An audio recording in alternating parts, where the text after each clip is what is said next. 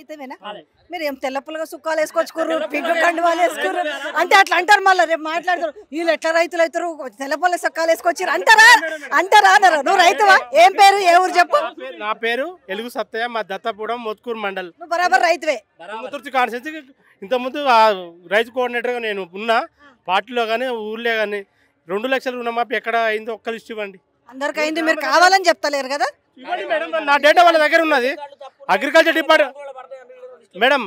Department దగ్గర నా Aadhaar card కూడా 2,60,000 రూపాయలు లోన్ ఉంది పైసలు కట్టాలి కదా మరి 2 లక్షల రుణమాఫీ కాలేదు మొన్న గ్రామ సభలో కూడా మా దగ్గర అడిగా 2 లక్షల రూపాయలు రుణం మాఫీ లిస్ట్ ఇవ్వండి అంటే ఎవరు సమాధానం లేదు ఎత్తుతూ మంత్రకాయ చేసి వెళ్ళిపోయారు ఈ మొన్న మేడం నిన్న నైట్ ఇంకేందయ్య అందరు పండుగలు చేసుకుంటారు మంచిగా ఉన్నారు ఆనందంలో ఉన్నారు ఎవడు చేయలేదు మేడం ఎవడు చేయలేదు వాని ఎమ్మటి ఉండే వాని కార్యకర్తలు చెప్ప ఎవడు మనసు కాంగ్రెస్ కార్యకర్తలు సంతృప్తితో లేడు మేడం ఇవాళ వాస్తవం అది విద్యకి మళ్ళీ నిన్న మన అక్కడ తిరిగి ఇక్కడ తిరిగితే ఎట్లా అనే బాధతో ఉన్నారు తప్ప స్పష్టంగా నిజాయితీగా ఏ రైతు తృప్తిగా లేడు వాస్తవం మీరు ఏ గ్రామానికి వెళ్ళండి కాంగ్రెస్ లీడర్ని అడగండి వాడిని మేడం నిన్న ఏమైంది నిన్న 12 గంటలకు టింగు ఎక్కడ టింగు లేదు బొంగు లేదు నిన్న వాడు ఒక్కరికని ఇచ్చిండ మేడం ఎకరం 10 గుంటల కూడా 10 రూపాయలు పడలేదు ఇది ఎక్కడ పరిపాలన వాళ్ళు ఏం చేస్తున్నారు అంటే నాకు కూడా అర్థం కాలేదు మరి మీకు అర్థమైందో మీరు నాకు చెప్పాలి మండలానికి ఒక ఊరు ఇస్తారట ఆ ఊరు తర్వాత ఒక్కొక్క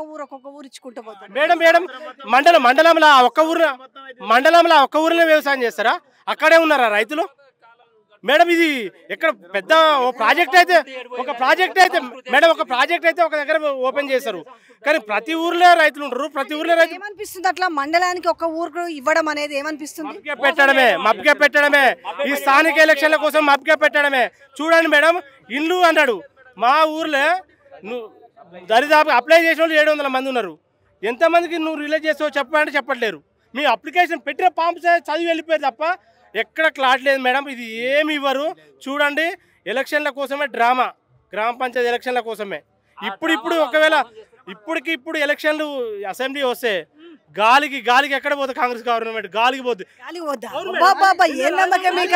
రాజగోపాల్ రెడ్డి ఏమంటుండు రాజగోపాల్ రెడ్డి తన నాయకులు కూడా చెప్పుకోలేని పరిస్థితులు ఉన్నారు వాస్తవంగా ఏం చేస్తారు సర్పంచ్ ఎలక్షన్స్ పెడితే ఏం చేస్తారు కాంగ్రెస్ వేస్తారా భయపెడతారు మిమ్మల్ని మీకు సంక్షేమ పథకాలు రావంటారు మీకు ఇందిరా మిల్లు రాదంటారు మేడం మమ్మల్ని చంపారు కదా దమ్ముంటే మొన్న వేసిన నోటిఫికేషన్ ఫిబ్రవరిలో సర్పంచ్ ఎలక్షన్ లో పొమ్మనండి మళ్ళీ పోస్ట్ పోన్ చేసి మేలు వేస్తాం జూన్లో వేస్తాం అనేది కాదు దమ్ముంటే సర్పంచ్ ఎలక్షన్లు మున్సిపాలిటీ ఎలక్షన్లు పెట్టి గెలిచి చూపించామనండి చూస్తాం రైతుల తడాక ఏంది మేము చూపిస్తాం అనేసి గ్రామాల నుంచి వచ్చిన వాళ్ళందరూ కూడా మాట్లాడుతున్నారు చెప్పండి మీరు ఎక్కడి నుంచి వచ్చారు కనగాల మండలం నుంచి వచ్చాను ఏంది బాధ ఏంది చెప్పు మీకు అన్ని మంచిగా ఇస్తారు రైతుల పండుగలు చేసుకుంటున్నారని కోమటిరెడ్డి వెంకరెడ్డి మంత్రి చెప్తున్నాడు మీకు ఏం వస్తుంది చెప్పు మాకా కోమటిరెడ్డి ఫస్ట్ గిడ నల్గొండ ఎఫ్సీ కాలనీ కాడికి పోదాం ఒక 20 ఏళ్ళు ఆయన ఎమ్మెల్యే చేసిండు ఆ రోడ్ ఎట్లా ఉండే ఇప్పుడు భూపాల్ రెడ్డి ఒక 4 ఏళ్ళు చేసి ఎట్లుందో చూడండి ఇప్పుడు డియూ ఆఫీస్ కానించి ఇంకా కలెక్టర్ ఆఫీస్ కాడికి రోడ్డు కంకర పోసి లేవల్ చేసి పెట్టిండు భూపాల్ రెడ్డి దాని మీద ఇంకా డాంబర్ వేస్తానికి శాతా కావట్లేదు వెంకరెడ్డికి మీరు మంచిగా చేసిరంటారు గడ లారీ అసోసియేషన్ ఉంది కదండి ఆడ శ్మశానం అడిగ కట్టిండు భూపాల్ రెడ్డి సారు దానికి నిన్న మంచిగా పెద్ద అక్షరాలు వేసి శిలాపలకం వేసుకొని పోయిండు మెడికల్ కాలేజ్ కట్టిండు ఏంటంటే రివ్యూ చేసినోడు కాదు ఓ ఇటుక పేర్చినోడు కాదు ఓ అధికారులను పిలిచి ఎట్లా కడుతున్నాం చెప్పినోడు కూడా కాదు మళ్ళీ దానికి పెద్ద కట్అవుట్ ఆయనది రేవంత్ రెడ్డిది దేనికంటే ఆయన ఏమన్నా రూపాయి ఇచ్చిండా ఇది ఒక ఎన్జీ కాలేజ్ ఉంది చారిత్రాత్మక ఎన్జీ కాలేజీ న్యాక్తో A++ గ్రేడ్తో ఉంది దానికి ఒక 120 కోట్లు తీసుకొచ్చిండు భూపాల్ రెడ్డి దిగిపోయినాడు ఎట్లా ఉందో బిల్డింగు ఇప్పుడు కూడా అట్లనే ఉంది పైసలు ఉన్నాయి కదండి చేయొచ్చు కదా ఊర్లలోకి పోదాం ఊర్లలోకి పోతే భూపాల్ రెడ్డి కట్టించిన గ్రామ పంచాయతీలు సబ్ స్టేషన్లు ఆ సీసీ రోడ్లకి ఇక మేము కట్టిన శిలాపాలకాలకి అతికించుకొని పోతుండు అదే ఉంది ఆయనది వస్తాడు సాయంత్రం ఆడ 8 గంటలకి 8:30కి షెడ్యూల్ అని ఇంకా ఆయన అనుచరులు పెడతాడు 5:30కు మళ్ళీ జూబ్లీస్ బంగ్లాని మళ్ళీ పెడతాడు ఏడ తిరుగుతున్నాడు ఎక్కడ పోతున్నాండి ఏం చేస్తుండే ఆయన అంటే నేను ఒక వీడియో చూసినాను నేను ఒక ముసలామని పట్టుకొని టీఆర్ఎస్ గవర్నమెంట్లో ఈమెకి 10 ఏళ్ళు రేషన్ కార్డు లేక నా భుజం మీద చేసి షోప్ టాప్ చేసిండు రేషన్ బియ్యం ఎవరు తింటురండి 6,47,000 రేషన్ కార్డులు ఇచ్చి తెలంగాణ గవర్నమెంట్లో నీ లెక్క ప్రతి ఒక్క ఊరికి ఒక 10 ఇచ్చి ఒక ఎంఆర్ఓని పిలిచి ఓ ప్రోగ్రామ్ వేసి ఒక టెంట్ వేసి అయితే ఇయ్యలే కదా అధికారులతో ఇప్పించిండు కేసీఆర్ అంటే నల్గొండ జిల్లా చుట్టుపక్కల వాళ్ళు వచ్చారు సో వీళ్ళందరూ కూడా అంటే వాళ్ళ బాధని ఆవేదన తెలుపుకోవడానికి సో వీళ్ళందరూ కూడా పెద్ద ఎత్తున కూడా రైతులందరూ కూడా వచ్చింది మనం చూస్తున్నాం కదా. సో వాళ్ళందరూ కూడా అంటే ఇచ్చిన ఏ ఒక్క హామీ నెరవేర్చలేదు అనే దాంట్లో వీళ్ళందరూ కూడా అంటే ఈ వింత కూడా మాకు అర్థమైతే లేదు. ఈ రైతు బంధు ఏంది, రైతు భరోసా ఏంది, గత ప్రభుత్వం ఇచ్చిన దాన్ని కూడా వీళ్ళకు చెయ్యడు సాధ్యమైతే లేదనే మాట మాట్లాడుతున్నారు. సో బీఆర్ఎస్ లీడర్లు కూడా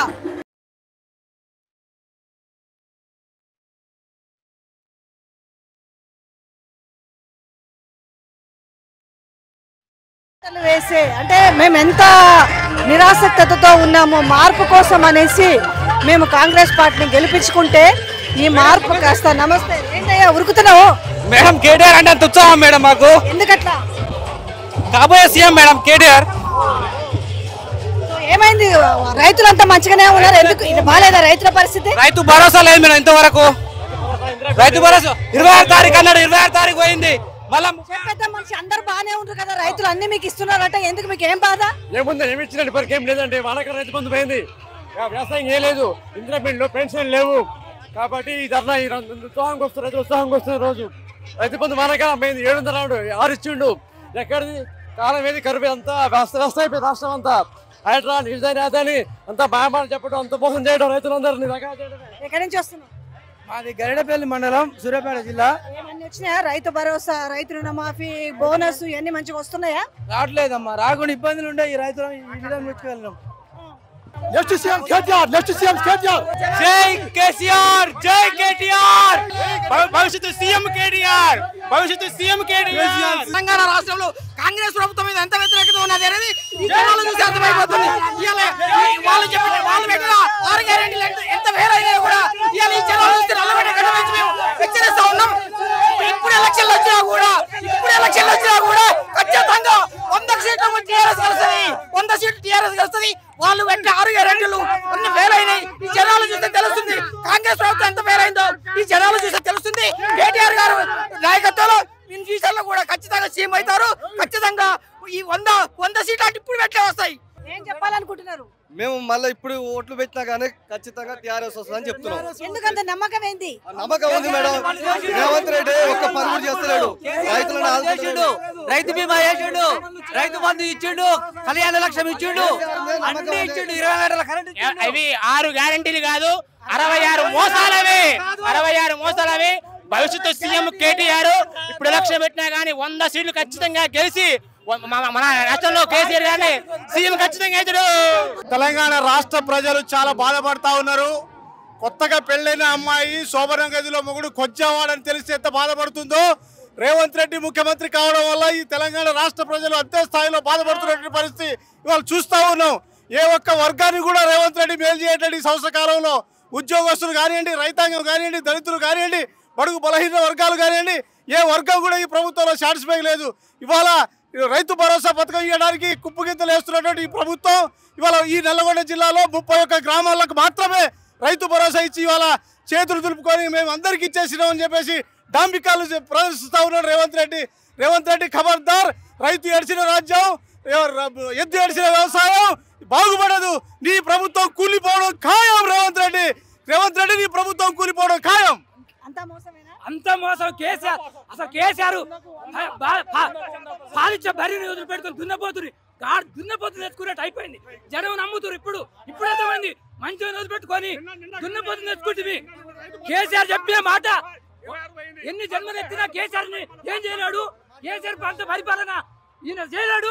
ఈయన జీవితం కూడా కాదు, ఈయన వల్ల కాదు. వాళ్ళందరితో కూడా వచ్చిన వాళ్ళందరూ కూడా రైతులు ఒకటే మాట చెప్తున్నారు. సో ఏదైతే హామీ ఇచ్చారో ఆ హామీని ఇచ్చేసి మమ్మల్ని నట్టేట ముంచిరు అనేసి ఇక్కడ ఉన్న రైతులు చెప్తున్నారు. వీళ్ళందరూ కూడా తమ ఆవేదనని, తన ఆక్రోశాన్ని, బాధని వెలగట్టుకోవడానికి తమ నేత వచ్చిండు, తమ నాయకుడు వచ్చిండు అనేసి చాలా ఉత్సాహంతో వాళ్ళ సభకు వెళ్తున్నారు.